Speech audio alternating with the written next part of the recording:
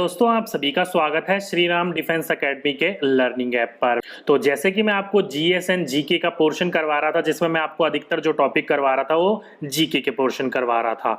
आज मैं आपका एक इंपॉर्टेंट टॉपिक लेके आया हूँ जीएस का, जो कि मोस्ट इंपॉर्टेंट है, जो कि आप जीएस का भी टॉपिक बोल सकते हो और जूलॉजी का भी टॉपिक बोल सकते हो। ओके, तो आज हम बात करने वाले हैं रेस्पिरेशन सिस्टम यानी कि श्वसन प्रक्रिया के बारे में। वैसे बिल्कुल जीके के बिल्कुल हटकर पूरा का पूरा ये टॉपिक है।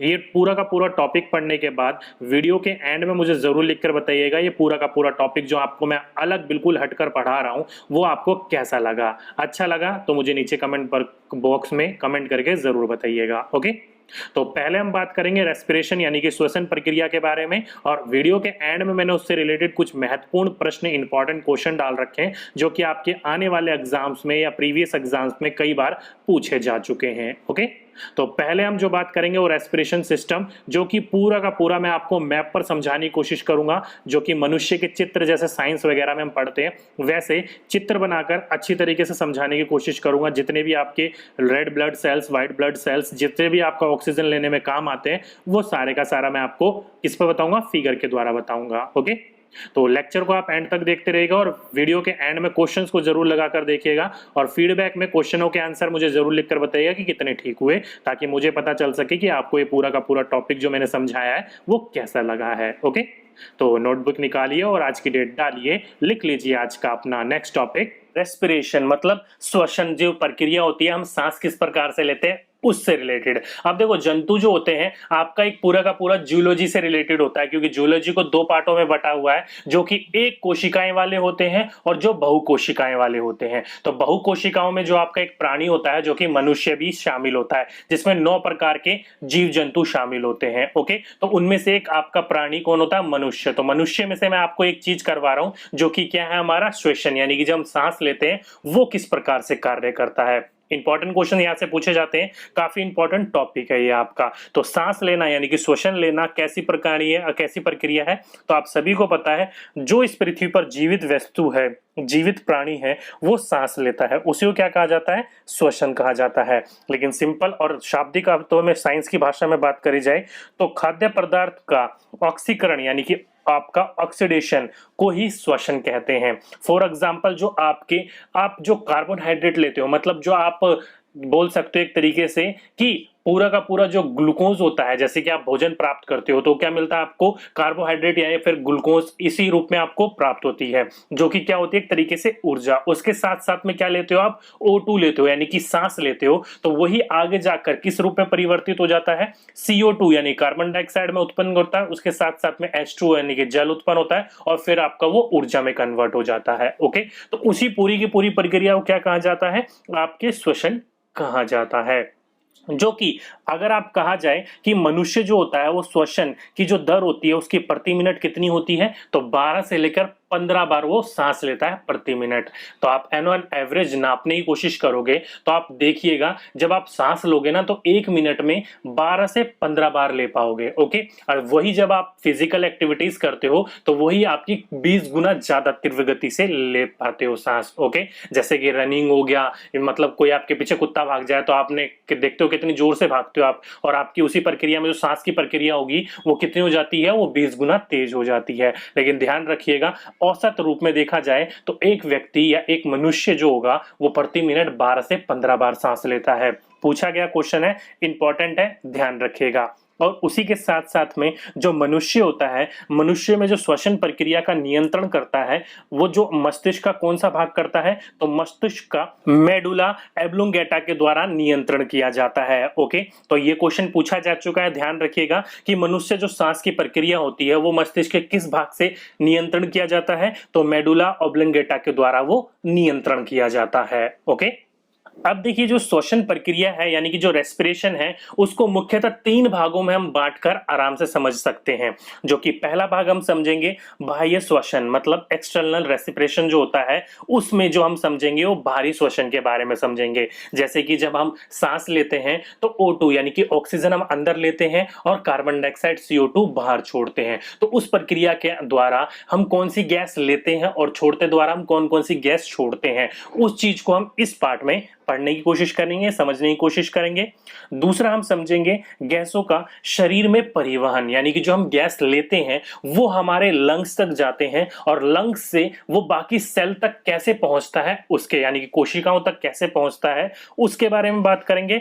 और तीसरा बात करेंगे आंतरिक श्वसन के बारे में, मतलब जब हम सांस की प्रक्रिया में सांस लेते हैं और वापस वो हमारे फेफड़ों तक जाता है, फेफड़ों से वो सेल तक जाता है, कोशिकाओं तक जाता है और कोशिकाओं से होकर दोबारा हमारे फेफड़ों में आकर हम दोबारा उसको क्या करते हैं, बाहर की तरफ निकाल देते हैं CO2 के रूप में। तो हम उसके बारे में, आंतरिक श्वसन के बारे में बात करेंगे। ओके, इन तीनों चरणों में आपको समझाने की कोशिश करूंगा कि हम जो सांस की प्रक्रिया लेते हैं वो किस प्रकार से हमारे लिए कार्य करता है। तो पहले स्टार्ट कर लेते हैं हम बाह्य श्वसन के बारे में।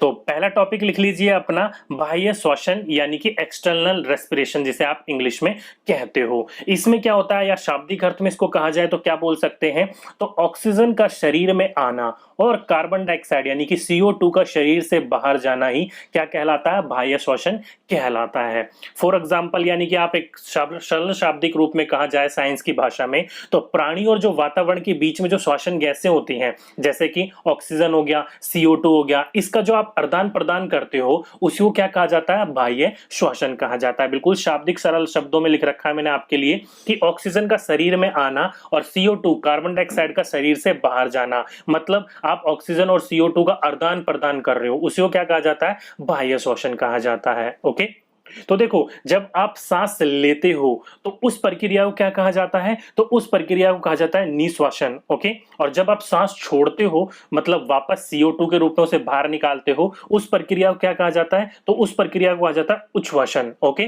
तो ध्यान रखिएगा, आपका निश्वासन कहा जाता है सांस को लेना और आपका उच्छ्वास कहा जाता है सांस को छोड़ना। पूछा जाए क्वेश्चन तो ध्यान रखिएगा। अब यहां से क्वेश्चन कैसे पुटअप होता है, तो देखिए जब भी हम सांस लेने की प्रक्रिया में अपने आप को इन्वॉल्व करते हैं, आपका ध्यान हो ना हो तो भी आपकी एक वो पूर्ण रूप से एक प्रक्रिया है वो होगी ही होगी, जो कि मनुष्य को जीवित रखने में मदद करती है या फिर कोई भी जीवित प्राणी को। तो जब आप सांस लेते हो तो सांस लेते समय आपकी केवल ऑक्सीजन ही आपके अंदर नहीं जाती, उसके लिए काफी और गैसेस भी जाती हैं, जो कि आपके क्वेश्चन यहीं से पुटअप होते हैं कि आपका जब सांस लेते हो तो कौन कौन सी गैसेस जाती हैं आपके अंदर। तो देखो नाइट्रोजन जो कि सबसे ज्यादा मात्रा में जाती है 78%। ओके, उसके बाद में ऑक्सीजन जो कि 20% होती है, CO2 कार्बन डाइऑक्साइड भी आप लेते हो लेकिन उसकी मात्रा इतनी कम होती है जो कि आप देख सकते हो 0.03% होती है, और उसके साथ साथ में जल वाष्प यानी कि जो वाटर वेपर होते हैं वो भी होते हैं, जो कि रेशो कितना होता है उनका 0.5% होता है। ओके, तो ध्यान रखिएगा जब आप सांस लेते हो तो उसके साथ साथ में आपको ये चारों गैसेस जाती हैं और इनका परसेंटेज भी ध्यान रखिएगा, क्वेश्चन आपका परसेंटेज से ही पूछा जाता है। कैसा पूछा जाता है, मैंने लास्ट वीडियो में आपको एक क्वेश्चन सीरीज भी ऐड कर रखी है, वहां पर आपको पता चल जाएगा किस प्रकार के क्वेश्चन पूछे जाते हैं। ओके, तो सांस लेने की प्रक्रिया में आपकी ये सारे गैसेस आप लेते हो और जब आप छोड़ते हो तो इन्हीं चारों गैसों को आप वापस छोड़ते हो, लेकिन उसमें जो मात्रा होती है मात्रा में ऊपर नीचे यानी कि फेरबदल हो जाता है। यानी कि जब आप सांस छोड़ते हो तो उसमें आपकी नाइट्रोजन की जो मात्रा होती है वो तो समान रहती है, पहले भी आपकी 78% थी और यहां पर भी आप देख सकते हो 78% है, लेकिन ऑक्सीजन की जो मात्रा होती है लेते समय ज्यादा होती है, 20% लेते हो लेकिन छोड़ते समय वही मात्रा कितनी हो जाती है, 16% हो जाती है। और CO2 कार्बन डाइऑक्साइड आप ले रहे थे 0.30%। ओके, लेकिन जब आप छोड़ रहे हो तो कितना हो गया आपका, वो 4% हो गया। देख लो 0.03 से बढ़कर कितना हो गया, वो सीधा सीधा पॉइंट हटकर 4% में हो गया। और वहीं पर ही जल वाष्प भी आपके पॉइंट में ले रहे थे, लेकिन जब आप छोड़ते हो तो कितना छोड़ते हो, 6.5। ओके, 6.5% आप क्या छोड़ते हो, जल वाष्प यानी कि वाटर वेपर छोड़ते हो। ओके, क्वेश्चन आपका यहीं से यही पूछा जाता है कि कितना लेते हो और कितना छोड़ते हो। ध्यान रखिएगा इस बात को, और ध्यान रखिएगा एक मेन पॉइंट यहाँ पर ये कि जब श्वसन क्रिया होती है ना तो उसमें वायु में जो नाइट्रोजन की मात्रा होती है ना उसमें कोई भी परिवर्तन नहीं होता है। लेते समय भी 78% था और छोड़ते समय भी वो कितना है, 78% है। चलिए अब सेकंड पार्ट को समझ लेते हैं, गैसों का शरीर में परिवहन यानी कि ट्रांसपोर्टेशन ऑफ गैसेस। जो हम सांस लेते हैं वो हमारे सेल्स तक कैसे पहुंचते हैं। तो अगर शाब्दिक अर्थ में कहा जाए तो ऑक्सीजन और कार्बन डाइऑक्साइड का फेफड़ों से शरीर की कोशिकाओं तक पहुंचना और वापस फेफड़ों तक वापस आने की प्रक्रिया को क्या कहा जाता है, गैसों का शरीर में परिवहन कहते हैं, ट्रांसपोर्टेशन ऑफ गैस कहते हैं। यानी कि जब आप ऑक्सीजन लेते हो, कार्बन डाइऑक्साइड लेते हो, तो वो आपके कहां तक जाते हैं, लंग्स तक यानी कि फेफड़ों तक जाते हैं, और फेफड़ों से वो कहां तक जाते हैं, कोशिकाएं तक जाती हैं। तो उसी को जाना और फिर वापस फेफड़ों तक आना, उसी प्रक्रिया को क्या कहा जाता है, आपका गैसों का शरीर में परिवहन, ट्रांसपोर्टेशन ऑफ गैस कहा जाता है। और अगर आपसे पूछा जाए कि श्वसन में गैसों का जो शरीर तक ट्रांसफर करने का जो काम होता है, यानी कि जब आप सांस लेते हो, सांस जब आप लेते समय आपकी जो गैसेस होती हैं वो पूरा के पूरे बॉडी में ट्रांसपोर्ट कौन करता है, तो ध्यान रखिएगा ब्लड करता है। और ब्लड में भी आपका एक प्रोटीन पाया जाता है जो कौन सा होता है, हीमोग्लोबिन। ध्यान रखिएगा, आपने काफी बार इसका नाम भी पढ़ा होगा। हीमोग्लोबिन होता है वो आपकी जो श्वास लेते समय आप जो गैस लेते हो वो पूरे के पूरे शरीर में क्या करता है, ट्रांसपोर्ट करता है। क्वेश्चन पूछा जाए कि पूरे के पूरे शरीर में गैसों का ट्रांसपोर्ट यानी कि परिवहन कौन करता है, तो खून हो, ब्लड हो तो आप उस पर टिक करोगे, नहीं तो हीमोग्लोबिन आपको देखने को मिलेगा। तो हीमोग्लोबिन वो पूरा का पूरा शरीर में क्या करता है, ऑक्सीजन का वो परिवहन करता है। इंपॉर्टेंट पॉइंट है, ध्यान रखिएगा कि ऑक्सीजन का जो परिवहन होता है वो रक्त में उपस्थित एक हीमोग्लोबिन होता है उसके द्वारा ये किया जाता है। ओके। और अगर आपसे पूछा जाए कि ये हीमोग्लोबिन होता क्या है, तो ध्यान रखिएगा ये आपका एक प्रोटीन होता है जो कि रक्त में पाया जाता है। इसके केंद्र में क्या होता है, आपके लौह परमाणु उपस्थित होते हैं। इंपॉर्टेंट क्वेश्चन है, ध्यान रखिएगा। अब फॉर एग्जाम्पल समझने की कोशिश कीजिएगा कि आप जब आपने सांस लिया, सांस लेते समय आपकी गैसेस आपकी कहां तक गई, फेफड़ों तक गई। जैसे कि आपने सांस ली तो क्या ले रहे हो आप, ऑक्सीजन ले रहे हो, मेन पॉइंट लेके चलते हैं, O2 ले रहे हो, तो वो आपके फेफड़ों तक गई। फेफड़ों तक जाने के बाद उसके आपके कुछ टेम्परेरी समय के लिए क्या बनाया जाता है, उससे मिलकर हीमोग्लोबिन, जो कि आपको पता है सांस लेते समय खून के अंदर क्या होता है, हीमोग्लोबिन। हीमोग्लोबिन और ऑक्सीजन दोनों अटैच होकर एक नया पदार्थ बना लेते हैं जिसको क्या कहा जाता है, ऑक्सी हीमोग्लोबिन कहा जाता है। ध्यान रखिएगा, ये जो टेम्परेरी रूप में कंपाउंड बना लिया जाता है खून में मिलने के बाद। ओके, तो क्या बना लेता है, वो ऑक्सी हीमोग्लोबिन बना लेता है, और वो ही ऑक्सी हीमोग्लोबिन जो होता है वो आपका कहां तक ले जाता है, उसको सेल्स तक यानी कि कोशिकाओं तक ले जाता है। और कोशिकाओं में जैसे ही वो आपका धारण कर लेता है तो वहां पर ये दोनों तत्व क्या हो जाते हैं, अलग अलग हो जाते हैं। जैसे कि ऑक्सी हीमोग्लोबिन खून में मिलने के बाद बन गया था, वही आपकी कोशिकाओं तक जाएगा तो ऑक्सी हीमोग्लोबिन जो था वो आपका अलग अलग हो जाएगा, जो कि ऑक्सीजन जो था O2 था वो अलग हो जाएगा, हीमोग्लोबिन जो था Hb जो था वो अलग हो जाएगा। ओके, तो देखा आपने टेम्परेरी रूप में आपने ऑक्सी हीमोग्लोबिन बनाया था और आगे जाकर क्या हो गया, वो दोनों तत्व अलग अलग हो जाते हैं। वो कहां तक पहुंच गया, आपके कोशिकाओं तक। तो मेन जो आपका काम होता है गैसों का शरीर में परिवहन करना, वो कोशिकाओं तक क्या पहुंचाना होता है आपका, वो आपका ऑक्सीजन और हीमोग्लोबिन पहुंचाना होता है। ओके, तो यहां पर आपने देख लिया कि हमने जो सांस लिया वो सांस के द्वारा गैसेस जो थे आपके शरीर में किस रूप से परिवर्तित हो गई है। यहां पर आपको मेन पॉइंट ये याद रखने की जरूरत है, ध्यान रखने की जरूरत है कि जो आपका ऑक्सीजन का जो परिवहन होता है ना पूरे शरीर में, वो किसके द्वारा किया जाता है, हीमोग्लोबिन, ब्लड के अंदर एक प्रोटीन होता है हीमोग्लोबिन, उसके द्वारा किया जाता है। ओके, चलिए अब थर्ड लिख लीजिए अपना लास्ट पॉइंट जो कि है आंतरिक श्वसन यानी कि इंटरनल रेस्पिरेशन। ओके, इसमें क्या होता है, तो देखो अब तक जो आपकी सांस ऑक्सीजन जो हीमोग्लोबिन था वो कहां तक पहुंच गया, हमारा कोशिकाओं तक पहुंच गया। अब वो कोशिकाओं से कैसे उसकी ऊर्जा बनाकर वो वापस फेफड़ों तक आती है और फेफड़ों से उत्पन्न होकर जो CO2 बनती है उसको हम बाहर निकाल देते हैं, वो इस प्रक्रिया में समझेंगे। तो यहां पर आप शाब्दिक अर्थ में देख सकते हो कि आंतरिक श्वसन में श्वसन जो गैस होता है उसका एक्सचेंज कोशिकाओं में होता है, इसलिए इसको क्या कहा जाता है, कोशिकाएं श्वसन भी कहा जाता है। अब सरल शब्दों में समझाने की कोशिश करूं तो देखो अब तक हम सांस ले रहे थे, सांस लेते समय जो हमारे साथ गैसेस आ रही थी वो फेफड़ों तक आ रही थी, तो फेफड़ों के अंदर जो हमारे जो कार्बन डाइऑक्साइड और ऑक्सीजन का जो क्या हो रहा था, एक्सचेंज हो रहा था, आपका परिवहन हो रहा था, वो पूरा का पूरी प्रक्रिया कहां हो रही थी, वो फेफड़ों के अंदर हो रही थी, इसलिए उसको क्या कहा जाता था, तो बाह्य श्वसन कहा जाता था। लेकिन वो फेफड़ों से होकर अब कहां आ गई, कोशिकाओं तक आ गई। तो अब जो होगा वो आपके गैसों का परिवहन, गैसों का एक्सचेंज वो कहां होगा, अब कोशिकाओं सेल्स में होगा, इसलिए इसको क्या कहा जाता है, कोशिकाएं श्वसन कहा जाता है। ओके, यानी कि आंतरिक श्वसन कहा जाता है। इंपॉर्टेंट क्वेश्चन है, ध्यान रखिएगा। ओके, तो आंतरिक श्वसन का ही नाम क्या कहलाता है आपका, कोशिका श्वसन कहलाता है। अगर आपसे पूछा जाए तो ध्यान रखिएगा। और कोशिका श्वसन को कितने भागों में डिस्ट्रीब्यूट किया गया है, तो 2 प्रकार में डिस्ट्रीब्यूट किया गया है। पहला आपका ऑक्सीशोषण और दूसरा अनऑक्सीशोषण। ओके, इन्हीं दोनों चीज को हम समझने की कोशिश करेंगे, ज्यादा डेप्थ में नहीं जाएंगे, ऊपर ऊपर क्वेश्चन पढ़ने की कोशिश करेंगे जहां से आपके क्वेश्चन पूछे जाते हैं। तो आपको समझाने के लिए पूरा एक मैंने टेबल बना रखा है, जिसमें आपका एक तरफ ऑक्सीशोषण और दूसरा अनऑक्सीशोषण मैंने लिख रखा है।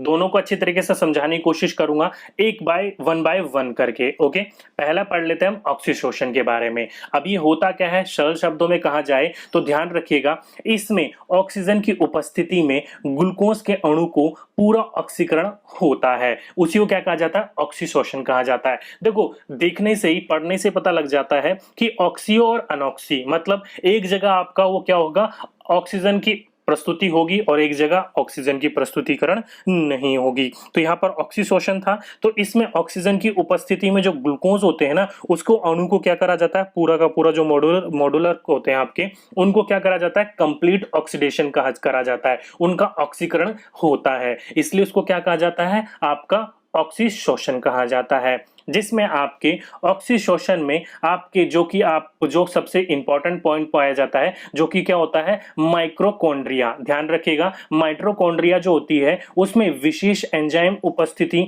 में पूरी होती है। ये इंपॉर्टेंट क्वेश्चन है, ध्यान रखिएगा। अगर आपसे पूछा जाए ऑक्सीशोषण जो कहाँ होता है आपका पूर्ण, तो आपका ऑक्सीशोषण माइटोकॉन्ड्रिया में जाकर एक विशेष एंजाइम होता है, उसमें जाकर वो पूर्ण का पूरा पूर्ण हो जाता है। इंपॉर्टेंट क्वेश्चन है, ध्यान रखिएगा। जो कि आपका ग्लाइकोसियस, ध्यान रखिएगा, जो पूरी की पूरी प्रक्रिया होती है उसमें जो कि ग्लाइकोसियस से जो प्राप्त आपका परविक अम्ल होता है, उसी का ही माइटोकॉन्ड्रिया में क्या करा जाता है, पूर्ण रूप से ऑक्सीजन हो जाता है और पूर्ण रूप से क्या कहलाता है, ऑक्सीडेशन कहलाता है।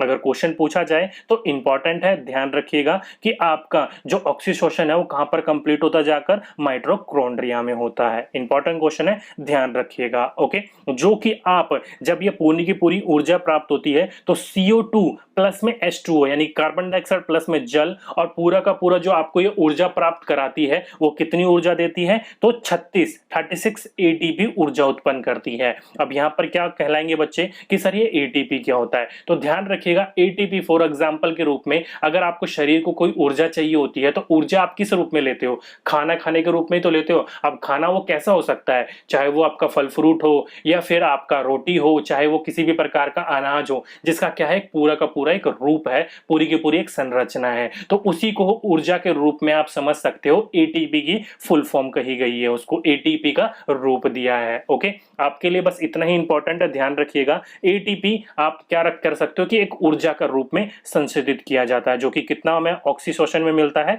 तो 36 मिलता है। क्वेश्चन पूछा जा चुका है, ध्यान रखिएगा। ओके, और ऑक्सीशोषण को ही क्या कहा जाता है, आपका केबस चक्र कहा जाता है। इंपॉर्टेंट क्वेश्चन है, पूछा जाए तो इसी प्रक्रिया को क्या कहा जाता है, केबस चक्र कहा जाता है। ओके, चलिए आप दूसरी समझने की बात करते हैं, अनॉक्सीशोषण। अब ये अनॉक्सीशोषण क्या होता है, तो देखो, जो आपका श्वसन ऑक्सीजन की अनुपस्थिति में होता है उसी को क्या कहा जाता है, अनॉक्सीशोषण कहा जाता है। साफ सरल शब्दों में मैंने आपको बताया कि ऑक्सीजन की आपका वहां पर प्रस्तुत होगा तो ऑक्सीशोषण कहलाएगा, प्रस्तुत नहीं होगा तो अनॉक्सीशोषण कहलाएगा। ओके, और जो आपका अनॉक्सीशोषण होता है वो आपकी कोशिकाएं द्रव्य यानी कि आपका साइटोप्लाज्म जो होता है उसमें पूरी होती है। तो देखा होगा आपने, आपका ऑक्सीशोषण कहाँ कंप्लीट हो रहा था, वो माइटोकॉन्ड्रिया में हो रहा था, लेकिन आपका अनॉक्सीशोषण जो होगा वो कहां पर कंप्लीट होगा, कोशिका द्रव्य में आपका पूरा का पूरा पूर्ण होगा। इंपॉर्टेंट क्वेश्चन है, ध्यान रखिएगा, क्वेश्चन पूछा जाए तो आपको पता होना चाहिए।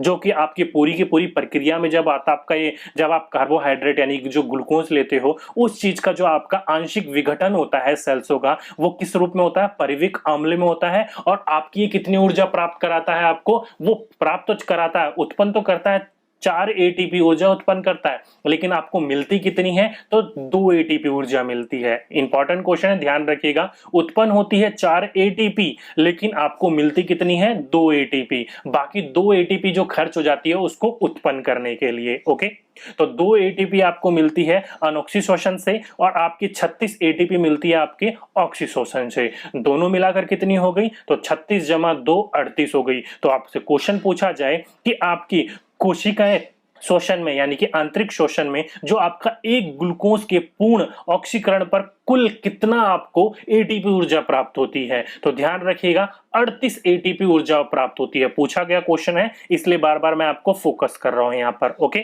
और इसी पूरी प्रक्रिया को क्या कहा जाता है? ग्लाइकोसिस कहा जाता है। ओके, तो इंपॉर्टेंट क्वेश्चन है, ध्यान रखिएगा। आपके ऑक्सीशोषण को केबस चक्र कहा जाता है, अनऑक्सीशोषण को ग्लाइकोकोसिस कहा जाता है। इंपॉर्टेंट क्वेश्चन था ये, ध्यान रखिएगा। ओके, तो यहां पर जाकर आपका पूरा का पूरा ये जो श्वसन प्रक्रिया है वो खत्म हो जाती है। लेकिन यहां पर आपका एक मेन पॉइंट ध्यान रखिएगा, नोट करके मैंने आपके लिए अलग से लिख दिया है कि जो श्वसन की प्रक्रिया होगी ना वो हर जीवित कोशिकाओं में कोशिकाएं द्रव से यानी कि आपका साइटोप्लाज्म से स्टार्ट होगी और आपके माइटोकॉन्ड्रिया में जाकर पूरी होती है। इंपॉर्टेंट है, ध्यान रखिएगा। ओके, कहां पर कंप्लीट होती है आपकी पूरी होकर? वो माइटोकॉन्ड्रिया में जाकर इंपॉर्टेंट जाकर पूरी होती है। इंपॉर्टेंट क्वेश्चन है, ध्यान रखिएगा। जीवित कोशिकाओं में कोशिक द्रव्य से लेकर यानी कि साइटोप्लाज्म से लेकर और जो माइटोकॉन्ड्रिया होती है उसमें जाकर वो पूरी की पूरी श्वसन प्रक्रिया समाप्त होती है। इंपॉर्टेंट क्वेश्चन है, पूछा जा चुका है, तो ध्यान रखिएगा इस पॉइंट को। ओके, चलिए, ये तो हो गया आपका पूरा का पूरा थ्योरेटिकल पोर्शन। आप क्वेश्चन लगा के देखिए कि अब तक आपको कितना समझ में आया है। तो पहला क्वेश्चन, वयस्क मनुष्य 1 मिनट में कितनी बार सांस लेता है? तो मैंने आपको बताया था औसत रूप से आप जब सांस लेते हो तो प्रति मिनट मनुष्य जो होगा वो 12 से 15 बार सांस लेता है। तो ऑप्शन नंबर फर्स्ट इसका बिल्कुल सही आंसर था। नेक्स्ट क्वेश्चन, मनुष्य में श्वसन प्रक्रिया का नियंत्रण मस्तिष्क के किस भाग के द्वारा किया जाता है? तो आपका जो मस्तिष्क होता है वो हर नीचे नेक के पास आपका एक भाग पाया जिसको क्या कहा जाता है? मेडुला ऑब्लिंगेटा कहा जाता है। उसके द्वारा क्या किया जाता है? आपका वो श्वसन प्रक्रिया को नियंत्रण किया जाता है। तो ऑप्शन नंबर फर्स्ट इसका बिल्कुल सही आंसर था। नेक्स्ट क्वेश्चन, हीमोग्लोबिन के बारे में सही कथन है। तो हीमोग्लोबिन के बारे में आपको चुनना है कौन सा सही कथन होगा। पहला बोल रखा है आपका, यह एक रक्त में ऑक्सीजन का संचार करता है। तो मैंने आपको बताया था कि ऑक्सीजन का जो संचार होगा वो कौन करता है? हीमोग्लोबिन ही करता है पूरे शरीर में। तो फर्स्ट सही है। दूसरा, यह एक लौह युक्त यौगिक है। तो मैंने आपको बताया था इसके केंद्र में क्या पाया जाता है? लौह तत्व पाया जाता है। तो ये भी सही है। तीसरा क्या बोल रखा है? यह कुछ रोगों से प्रतिरक्षा प्रदान करता है। ये आपका गलत है, ये आपका कोई भी रक्षा प्रदान नहीं करता। तीसरा, यह रक्त को लाल रंग प्रदान करता है। बिल्कुल सही बात है, ये हमारे रक्त को क्या करता है? लाल रंग प्रदान करता है। तो 1, 2 और 4 हमारा बिल्कुल सही आंसर था। तो इस हिसाब से आपको ऑप्शन नंबर सेकंड इसका बिल्कुल सही आंसर होगा, 1, 2 और 4। नेक्स्ट क्वेश्चन, शरीर में हीमोग्लोबिन का कार्य क्या है? तो शरीर में जो आपका हीमोग्लोबिन होता है उसका कार्य क्या होता है? तो पूरे के पूरे शरीर में हमारे ऑक्सीजन का जो परिवहन होता है, ट्रांसपोर्टेशन होता है, वो कौन करता है? हीमोग्लोबिन करता है। तो ऑप्शन नंबर फर्स्ट इसका बिल्कुल सही आंसर था। नेक्स्ट क्वेश्चन, स्तनधारियों में श्वसन होता है। तो जो मैमल्स होते हैं, स्तनधारी होते हैं, उनमें जो सांस की प्रक्रिया ली जाती है वो किसके द्वारा ली जाती है? तो वो ली जाती है लंग्स के द्वारा, मतलब फेफड़ों के द्वारा। तो ऑप्शन नंबर फोर्थ इसका बिल्कुल सही आंसर था। नेक्स्ट क्वेश्चन, श्वसन की क्रिया में वायु के कौन से घटक की मात्रा में कोई परिवर्तन नहीं होता है? यानी कि जब आप सांस लेते हो और छोड़ते हो उसमें आपकी कौन सी ऐसी एक वायु होती है, ऐसा कौन सी एक गैस होती है जिसमें लेते समय और छोड़ते समय कोई भी परिवर्तन नहीं होता है? तो मैंने आपको बताया था जो नाइट्रोजन होता है वो लेते समय भी 78% होता है और जब हम छोड़ते हैं तब भी 78% होता है, मतलब 78% होता है। तो सही आंसर आपका option number third, nitrogen. Next question, हमारी छोड़ी हुई सांस की हवा में CO2 की मात्रा लगभग कितनी होती है? यानी कार्बन डाइऑक्साइड की छोड़ी हुई मात्रा जब आप सांस छोड़ते हो तब कितनी होती है? तो मैंने आपको बताया था लगभग कितना होता है, वो आपका 4%। तो ऑप्शन नंबर सेकंड इसका बिल्कुल सही आंसर था। और लेते समय कितनी होती थी कार्बन डाइऑक्साइड की मात्रा? तो 0.03% हुआ करती थी। क्वेश्चनों को ध्यान रखिएगा, कहीं से भी क्वेश्चन आपके पुट अप हो सकते हैं। नेक्स्ट क्वेश्चन, मनुष्य में श्वसन के द्वारा निकालने वाली हवा में ऑक्सीजन की मात्रा होती है। तो जब आप सांस लेते हो तो ऑक्सीजन की कितनी मात्रा लेते हो और छोड़ते हो तो कितनी लेते हो, दोनों बताया था। यहाँ पर बोल रखा है छोड़ते समय, निकालने की प्रक्रिया में मनुष्य कितनी आपके ऑक्सीजन की मात्रा छोड़ता है, तो 16% छोड़ता है। लेते समय 20% लेता है, लेकिन छोड़ते समय ऑक्सीजन की 16% छोड़ता है। क्वेश्चन कहीं से भी पुटअप हो सकता है, ध्यान रखिएगा। नेक्स्ट क्वेश्चन, एक ग्लूकोज के पूर्ण ऑक्सीकरण में पर कितना एटीपी अणु का निर्माण होता है। तो मैंने आपको ऑक्सी और अनऑक्सी दोनों में बताया था, जिसमें मैंने आपको बताया था अनऑक्सी में कितने आपका एटीपी ऊर्जा उत्पन्न होती है, तो 2 एटीपी होती है, और ऑक्सी में आपके 36, दोनों को प्लस करते हैं तो कितना हो जाता है, 38 एटीपी ऊर्जा प्राप्त होती है। तो ऑप्शन नंबर 3 इसका बिल्कुल सही आंसर था कि एक ग्लूकोज के पूर्ण ऑक्सीकरण में आपको 38 एटीपी ऊर्जा प्राप्त होती है। नेक्स्ट क्वेश्चन, केबस चक्र में किसका संश्लेषण होता है, मतलब किसका विघटन होता है। तो जब मैं आपको करवा रहा था ऑक्सी श्वसन, उसमें मैंने आपको बताया था जो आपका पूरा का पूरा जो प्रक्रिया होती है, यानी कि जो आपका ऑक्सी श्वसन होता है वो माइटोकॉन्ड्रिया में जाकर क्या होता है, एक एंजाइम से उपस्थिति में आपका पूरी की पूरा वो पूरी होती है, जिसको आपको ग्लाइकोलियस में आपका प्राप्त पैरविक अम्ल जो होता है वो आपका माइटोकॉन्ड्रिया में जाकर पूर्ण ऑक्सीकरण करता है। तो किससे मिला वो आपका, पैरविक अम्ल से। तो किसका संश्लेषण करता है वो, आपका ऑप्शन नंबर फर्स्ट पैरविक अम्ल का करता है। तो ऑप्शन नंबर फर्स्ट इसका बिल्कुल सही आंसर था। ओके, नेक्स्ट क्वेश्चन, श्वसन की क्रिया संपन्न होती है। तो श्वसन की क्रिया मैंने आपको बताया था कहां पर होती है, माइटोकॉन्ड्रिया में जाकर संपन्न होती है। तो ऑप्शन नंबर 3 इसका बिल्कुल सही आंसर था। देखा क्वेश्चन कहां से पूछा गया, इंपॉर्टेंट क्वेश्चन है, सारे के सारे पूछे हुए क्वेश्चन है, तो ध्यान रखिएगा इन क्वेश्चनों को। ओके, तो ये थे हमारे इंपॉर्टेंट क्वेश्चन इस टॉपिक से रिलेटेड। तो ये था दोस्तों आज का हमारा पूरा का पूरा टॉपिक और उससे रिलेटेड कुछ इंपॉर्टेंट क्वेश्चन। अब मुझे बताइएगा नीचे कमेंट बॉक्स में कमेंट करके कि पूरे के पूरे क्वेश्चन में से आपके कितने क्वेश्चन सही हुए, ताकि मुझे आपका फीडबैक मिल सके। और साथ ही साथ में ये भी लिखकर जरूर बताइएगा जो कि मैंने आपको बिल्कुल हटकर, जो हमारा जीके का पोर्शन होता है उससे बिल्कुल हटकर एक साइंस का टॉपिक पढ़ाने की कोशिश करी है, और वो भी टॉपिक बिल्कुल बहुत अच्छी तरीके से पढ़ाने की, बहुत मेहनत करके आपको पढ़ाने की कोशिश करी है। ओके, बाकी नीचे फीडबैक के रूप में जरूर लिखकर बताइएगा जो हमने जीके से अलग हटकर एक पोर्शन की तैयारी करी, वो मैंने आपको पढ़ाया, वो कैसा लगा पूरा का पूरा ये वाला टॉपिक। अगर अच्छा लगा हो तो इसी प्रकार से हम आगे कंटिन्यू रखेंगे, नहीं तो अपना जीके के पोर्शन पर ही चलेंगे। ओके, तो ये था दोस्तों आज का अपना पूरा का पूरा टॉपिक, रेस्पिरेशन यानी कि श्वसन प्रक्रिया। तो दोस्तों आज के लेक्चर में, आज के टॉपिक में बस इतना ही। आपसे फिर मुलाकात होगी एक नेक्स्ट टॉपिक में, एक नेक्स्ट लेक्चर में। जब तक के लिए कीप स्टडी।